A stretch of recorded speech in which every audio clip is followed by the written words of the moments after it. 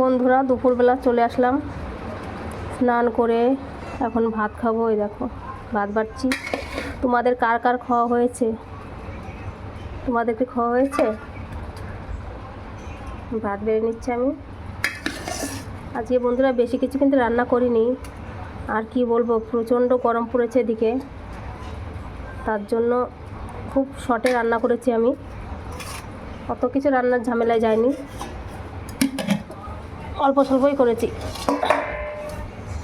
গরমে থাকা যাচ্ছে না, বুঝছো? আগুনের কাছে থাকা যাচ্ছে না। এই দেখো বাঁধাকপি ঘন্ট, ধনে পাতা টাতা দিয়ে করেছি বাঁধাকপিটা।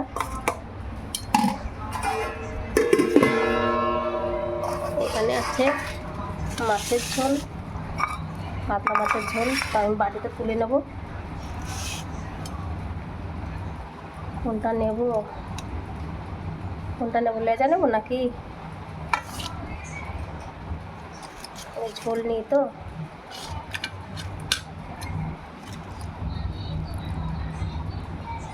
এটা পেটির মাছ নেই। হ্যাঁ, পেটির মাছটা ভালো লাগবে, নরম নরম হবে, তেল তেল। একটা পেটির মাছ নিলাম।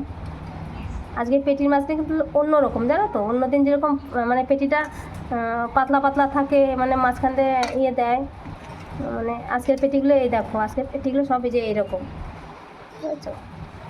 যে পাতলা পেটি একটাও নেই, এই দেখো এইরকম সব। তো আমি এইটা নিলাম। আর যে রয়েছে, এখনও খুশি স্কুল থেকে আসেনি, খুশি আসবে। আমাদের সবার হয়ে গেল, শুধু খুশি বাকি আছে। খুশি স্কুল থেকে এসে খাবে।